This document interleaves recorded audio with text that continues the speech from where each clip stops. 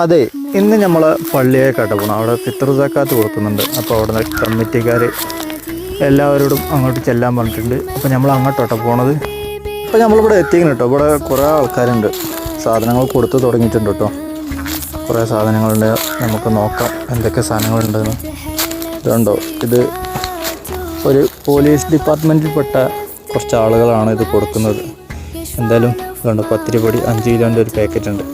എന്തായാലും നമുക്കിത് വീട്ടിൽ പോയിട്ട് ഇതിൽ എന്തൊക്കെ സാധനങ്ങളുണ്ട് എന്ന് ഞാൻ ഫുള്ളൊന്ന് കാണിച്ചു തരാം കേട്ടോ.